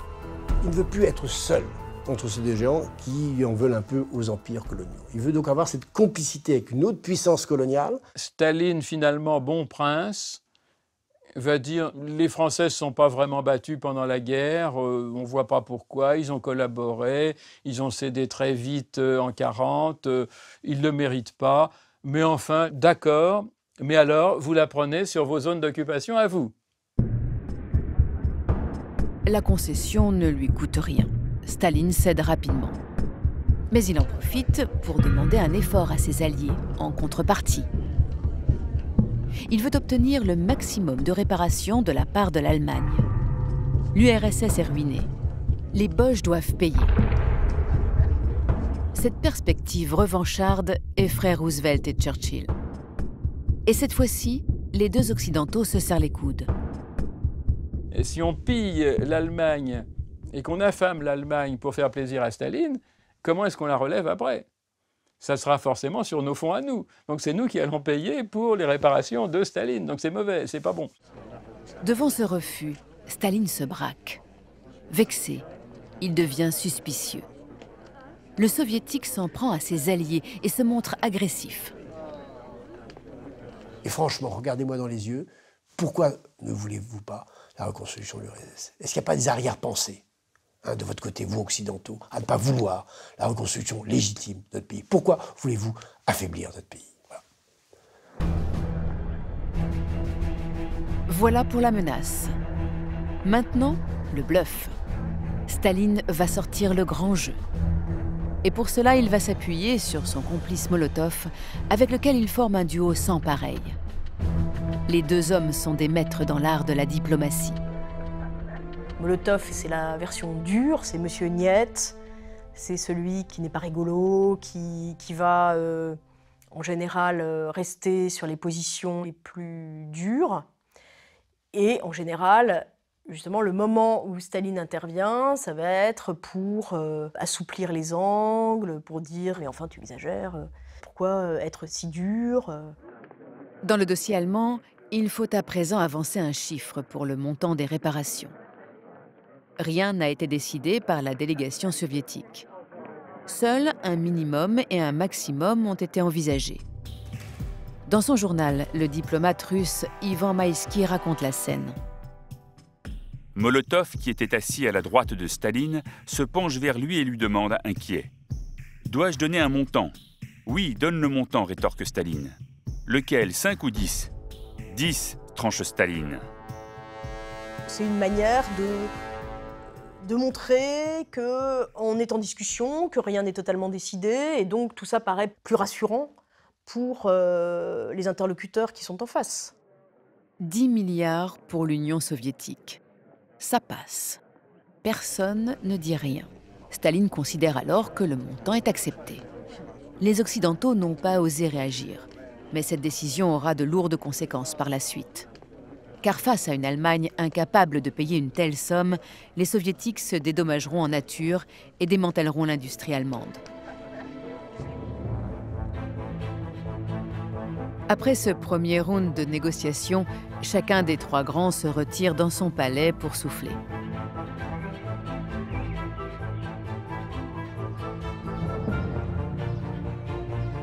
Comme à son habitude, Staline se plonge dans les dossiers et prépare les débats du lendemain. À son bureau, aujourd'hui encore, tout est resté en l'état. Au palais Livadia, Roosevelt, lui, trouve un peu de repos et de sérénité auprès de sa fille, Anna. Depuis quelques années, elle est devenue sa confidente et Roosevelt l'emmène partout avec lui. Elle n'offrait pas seulement la compagnie agréable d'une fille pour son père, elle était très au courant des dossiers. Nous habitions à la Maison-Blanche à cette époque, et je dirais qu'elle était plutôt une sorte d'assistante personnelle qui n'était pas payée. C'était un peu son bras droit.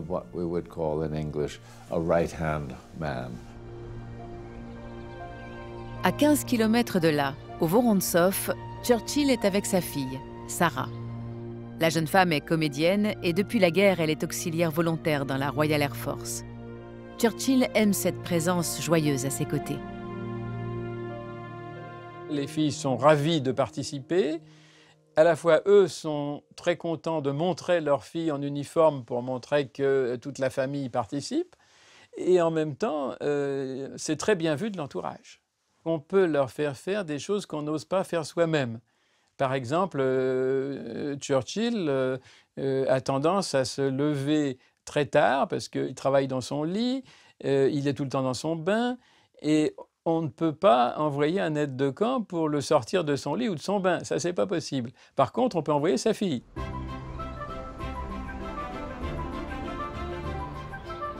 Le soir, comme pendant presque toute la semaine, les trois grands vont s'inviter à dîner.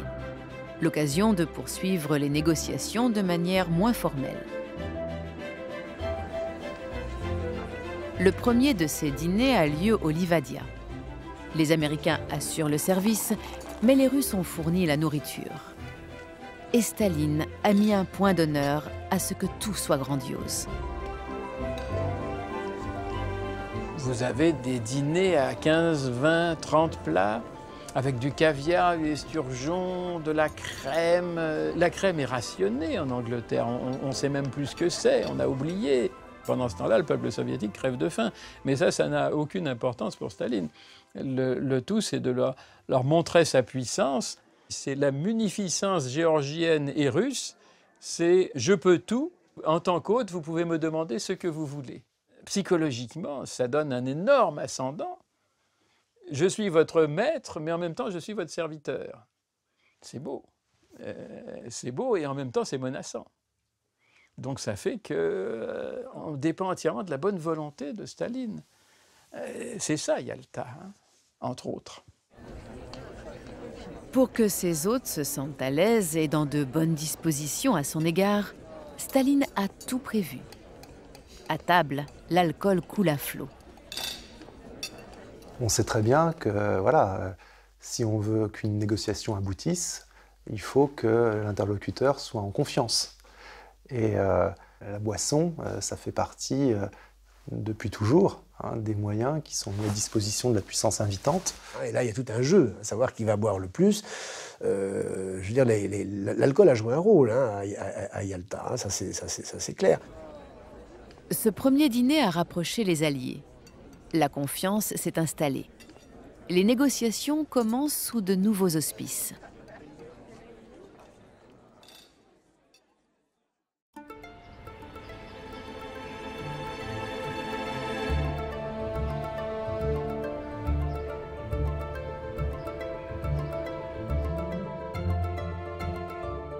Afin que tout le monde puisse récupérer de ces soirées arrosées, les séances plénières ont lieu en fin d'après-midi.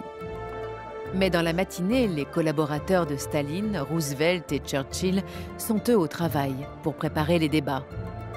Ils imaginent des compromis possibles sur les différents dossiers. Aux trois grands ensuite de trancher.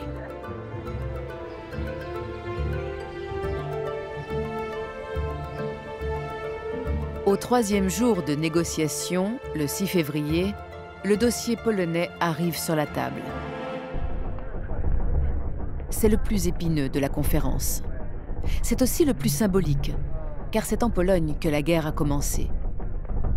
Les Alliés doivent mettre sur pied un nouveau gouvernement. Mais ils ne sont d'accord sur rien. Depuis toujours, Staline considère que la Pologne représente un danger pour son pays.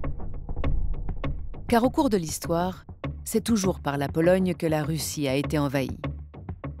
Staline veut donc que la Pologne devienne un pays ami. En fait, il souhaite constituer un glacis protecteur tout autour de l'Union soviétique afin qu'elle ne soit plus jamais attaquée. Les soviétiques voulaient des États tampons. Tout le monde savait que pour les Russes, c'était un point central de leur politique étrangère. Et quand vous y réfléchissez, si vous étiez un grand pays comme l'URSS l'était, vous ne voudriez pas avoir des États hostiles à vos frontières. Vous souhaiteriez des États amis. Mais qu'est-ce que c'est qu'un pays ami? Est-ce que c'est un pays ami qui a simplement une politique extérieure amicale à l'égard de l'Union soviétique et qui, en politique intérieure, est complètement libre? Ou est-ce qu'un pays ami, de fil en aiguille, c'est un pays qui va être communisé? C'est là la grande question. Pour les Britanniques, pas question d'avoir déclaré la guerre à Hitler à cause de la Pologne pour qu'elle devienne communiste. À l'issue du conflit, Churchill veut que la Pologne devienne libre et indépendante. La Grande-Bretagne était traditionnellement amie avec la Pologne. Les Anglais faisaient beaucoup de commerce avec les Polonais. Ils ne voulaient pas qu'un pays aussi important que la Pologne, en termes de commerce et de potentiel humain, passe sous domination communiste s'ils pouvaient l'éviter. Pour Roosevelt, loin d'Europe, la question polonaise est plus accessoire. Mais elle a tout de même son importance, pour d'autres raisons. Il y a 6 millions de citoyens américains qui sont d'origine polonaise. Et ces citoyens américains votent pour la plupart démocrates, c'est-à-dire pour le parti de Roosevelt. Il est donc très sensible à ce qui peut se passer en Pologne. Ces citoyens polonais réfugiés aux États-Unis sont farouchement anticommunistes. La plupart d'entre eux sont arrivés en Amérique avant la Première Guerre mondiale, mais ils n'ont pas oublié qu'en 1939, Staline s'était entendu avec Hitler pour envahir la Pologne.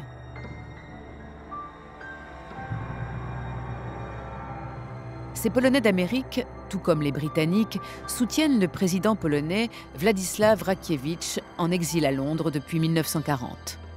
Le problème, c'est que face à lui, il existe un autre gouvernement, communiste cette fois. Ce gouvernement, sous influence soviétique, est dirigé par Bolesław Bierut.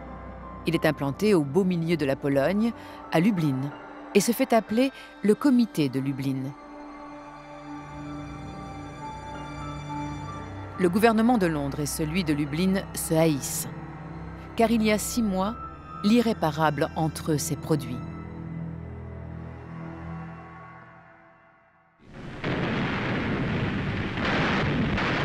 Août 1944. À ce moment-là, l'armée rouge est aux portes de Varsovie. Raczkiewicz, à Londres, décide de déclencher l'insurrection. Il veut que les résistants libèrent eux-mêmes la capitale polonaise avant les communistes, afin de garder la main mise sur le futur gouvernement. Mais la riposte allemande est féroce. Pendant 63 jours, les résistants sont décimés. Sciemment, Staline laisse faire et ordonne à l'armée rouge de ne pas bouger.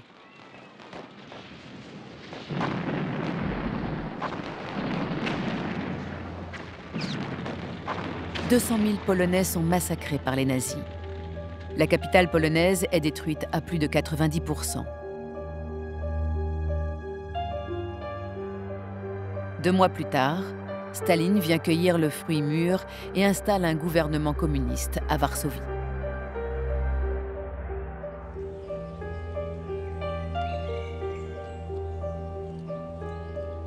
À Yalta, le comportement de Staline pèse dans les négociations.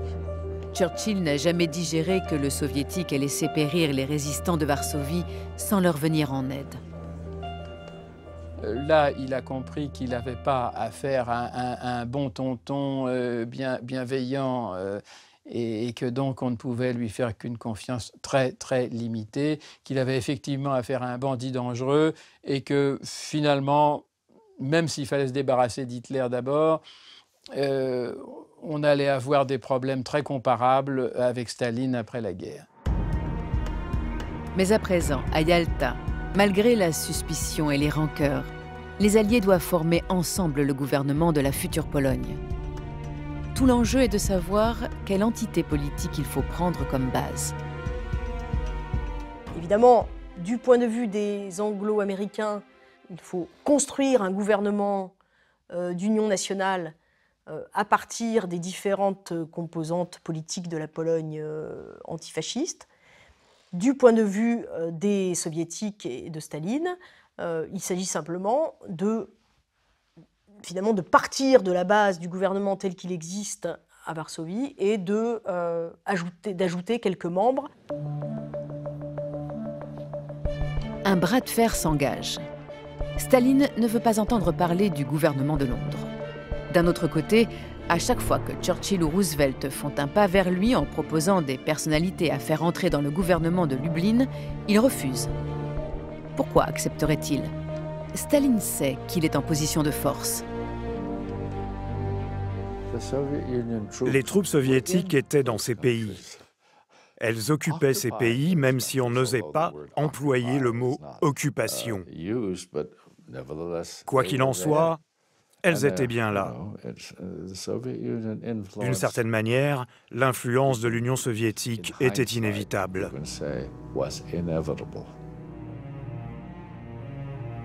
Les Alliés ne parviennent pas à s'entendre.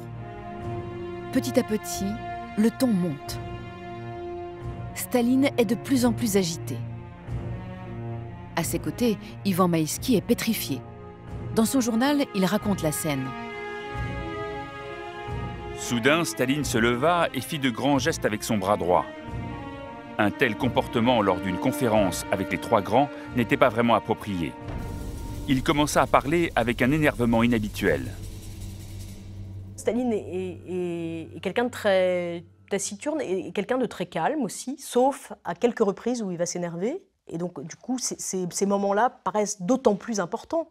Le fait de se lever et d'avoir tout d'un coup une tirade très, très émotive sur un sujet, c'est une manière de montrer très clairement à ses interlocuteurs les choses sur lesquelles il n'y a rien à négocier. La tirade du soviétique laisse ses alliés KO. Hopkins, qui assiste à la catastrophe, glisse alors un petit mot à Roosevelt, qui préside les débats. Pourquoi ne pas en finir avec ça aujourd'hui ? Dites que nous en reparlerons demain. Il est 19h15. Mieux vaut arrêter les frais et tenter de repartir sur de nouvelles bases le lendemain. La maestria avec laquelle Staline mène les négociations saute aux yeux de tous. Oncle Joe, comme le surnomment les Occidentaux, exerce un pouvoir de fascination sur les délégations. Le soir, dans sa chambre, le diplomate Alexander Cadogan écrit « Oncle Joe est le plus impressionnant des trois. Il est très calme et réservé. Quand il intervient, il n'emploie jamais un mot superflu et va droit au but. » Le secrétaire d'État britannique, Anthony Eden, n'est pas moins admiratif. Par des méthodes subtiles, il obtient ce qu'il veut sans avoir eu l'air de s'obstiner. Pourtant, tout le mérite de Staline ne peut être attribué à son seul talent de négociateur. Car ce que Eden et Cadogan ignorent, c'est qu'Oncle Joe fait espionner ses alliés. Avant même que la conférence de Yalta ne s'ouvre, il était au courant de tout.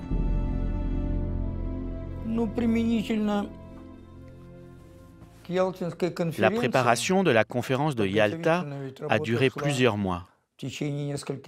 À l'époque, les services de renseignement russes étaient très bien implantés en Angleterre et aux États-Unis. Nos agents nous donnaient des informations complètes sur la manière dont Churchill et Roosevelt se préparaient pour la conférence. Nous savions sur quoi et comment ils voulaient discuter et quelle position ils allaient défendre durant toutes les négociations. Pour ne rien rater, les services secrets russes ont également truffé les palais de micros. Ça, Churchill et Roosevelt le savent. Ce qu'ils ne savent pas, et là où ils sont naïfs, c'est que, évidemment, ils sortent, pour les choses confidentielles, ils sortent dans le parc. Mais dans le parc, on a posé les micros omnidirectionnels qui sont partout. Il y en a dans les arbres, il y en a dans les frondaisons, il y en a dans les buissons, et qui captent les conversations à plusieurs mètres à la ronde. Staline ne prend pas ses écoutes à la légère. Il ne veut pas en perdre une miette. Il exige même que ses espions viennent en personne lui rapporter tout ce qui s'est dit.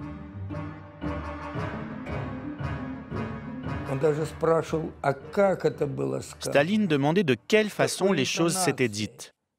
Il demandait même qu'on lui répète les dialogues avec l'intonation que Churchill ou que Roosevelt avaient prise. Dans la partie de poker qui se joue à Yalta, les cartes sont truquées. Staline connaît le jeu de ses adversaires. Il sait exactement où il va, là où ses partenaires sont dans l'obscurité et avancent à tâtons.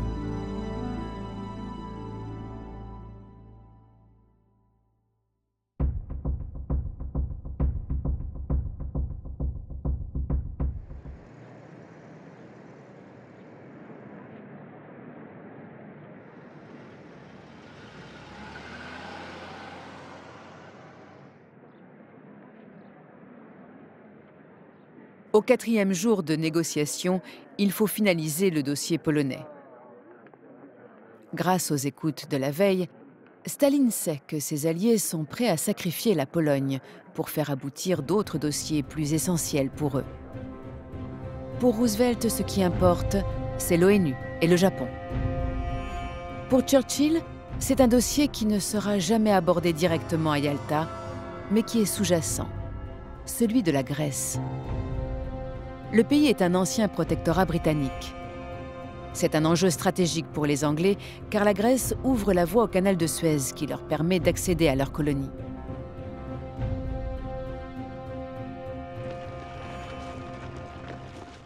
Mais depuis 2 ans, la Grèce est en proie à une violente guerre civile.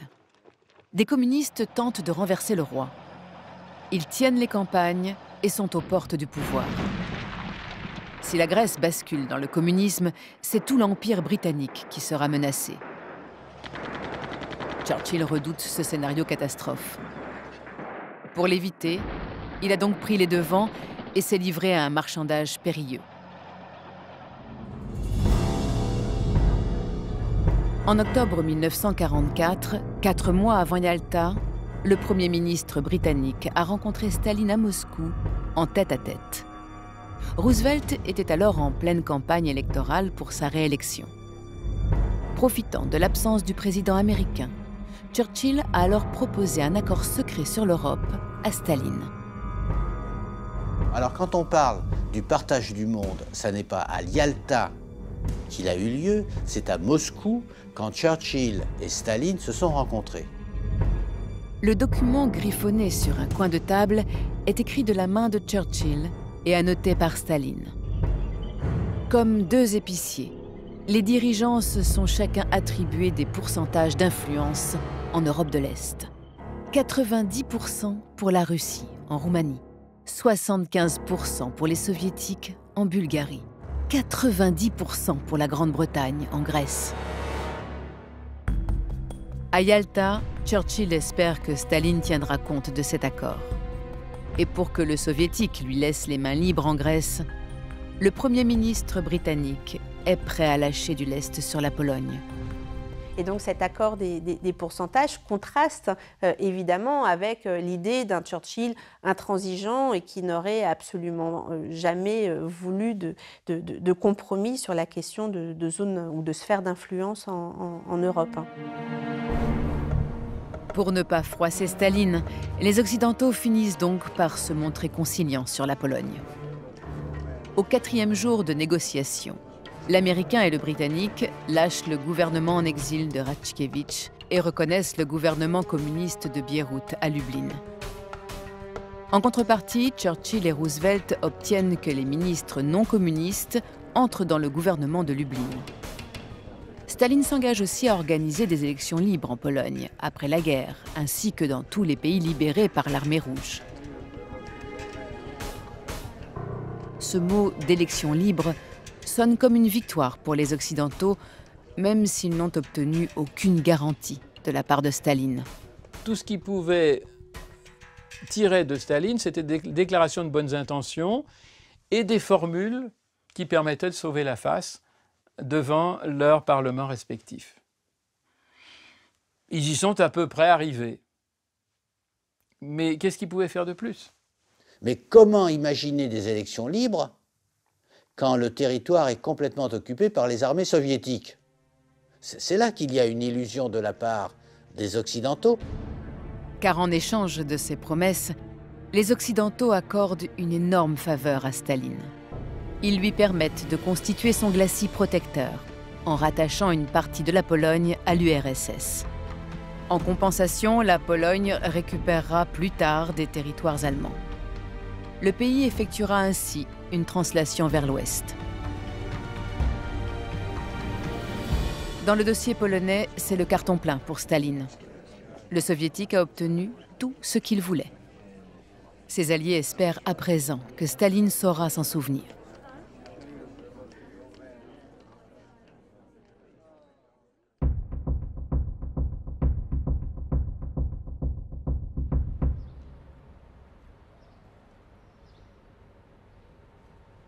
Ce 8 février, il fait un soleil éclatant dans le ciel de Crimée. Roosevelt est nerveux, car les discussions sur le Japon doivent commencer. Le président américain a absolument besoin de l'appui du soviétique. Pour mettre toutes les chances de son côté, Roosevelt invite alors Staline à partager un martini, juste avant la séance plénière. Churchill n'a pas été prévenu.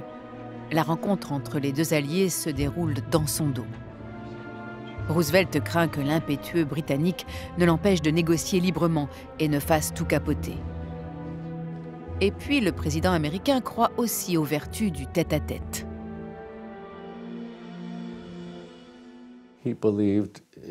Il croyait qu'il pouvait développer une relation personnelle avec Joseph Staline, et je crois que Roosevelt sentait qu'il pouvait influencer Staline grâce à cette relation privilégiée qu'il entretenait. Mais ça ne marche pas avec les personnes comme Staline. Non. Il n'imaginait pas à quel point Staline était cruel et exempt de tout sentiment humain.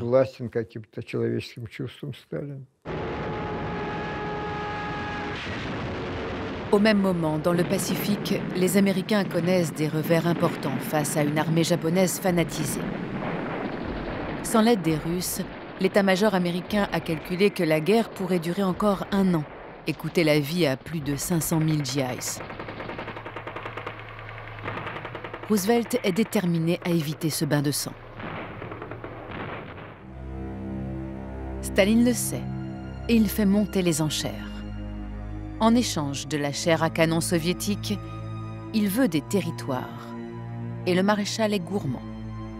Il réclame l'île Sakhaline et les îles Kouril, mais aussi l'occupation de Port Arthur, d'Iron et une voie de chemin de fer en Mandchourie.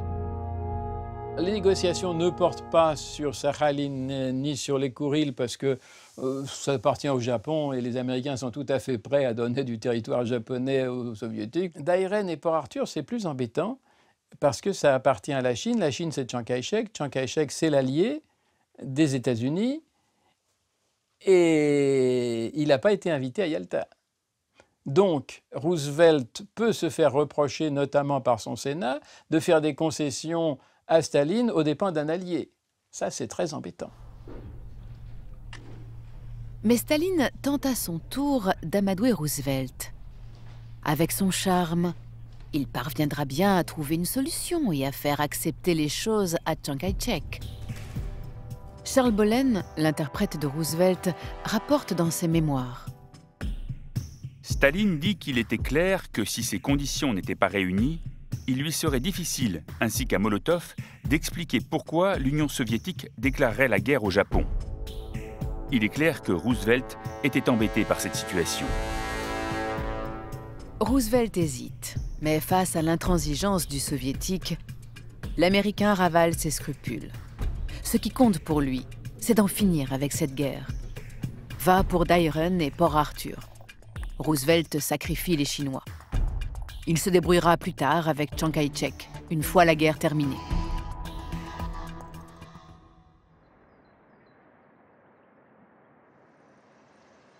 Le président américain peut être satisfait. Il a rempli ses objectifs.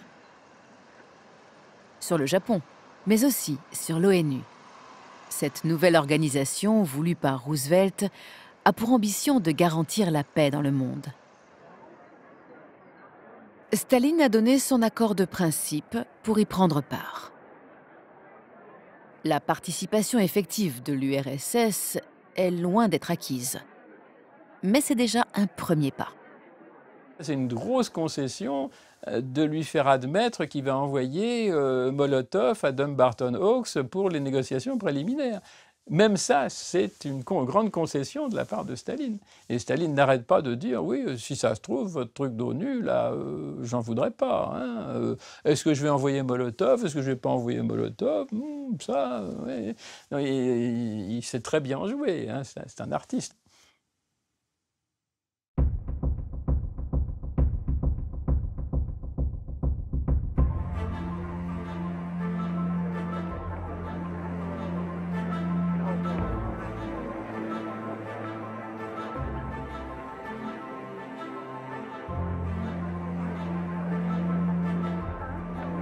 Sixième jour de négociation.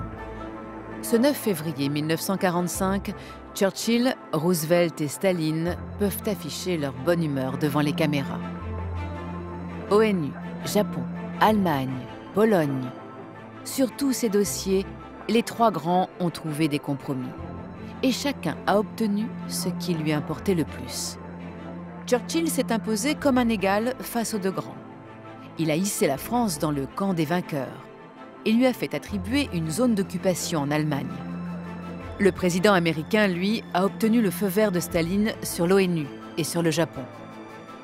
Avec Churchill, il a aussi arraché à Staline la promesse d'organiser des élections libres en Pologne et en Europe de l'Est après la guerre.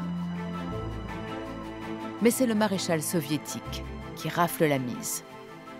Incontestablement, c'est l'Union soviétique et Staline qui sortent vainqueurs de cette conférence de Yalta. Staline a obtenu ce qu'il souhaitait concernant la Pologne et il a obtenu plus ou moins ce qu'il souhaitait concernant l'Allemagne, en tout cas le principe des réparations.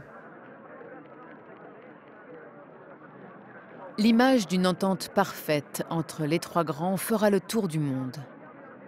Elle est pourtant trompeuse. À Yalta, Staline, Roosevelt et Churchill ont fait en sorte de s'entendre. Ils voulaient préserver l'alliance alors que la guerre n'était toujours pas terminée. Mais dans le fond, chacun d'eux a défendu sa vision du monde et ses intérêts propres. Les accords de Yalta sont précaires. Ils sont le fruit de compromis et ne reposent que sur l'entente fragile entre trois personnalités d'exception. Au dernier jour des négociations, pourtant, chacun veut y croire. Dans la soirée, les délégations portent des toasts à l'amitié entre les peuples et à la paix de l'humanité. Mais cet espoir ne va durer que peu de temps. L'entente que les trois grands célèbrent va bientôt voler en éclats.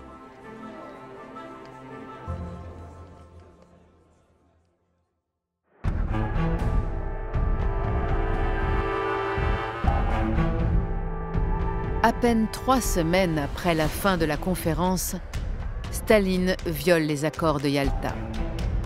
En Roumanie, alors que l'armée rouge occupe toujours le pays, il organise la prise de pouvoir par les communistes.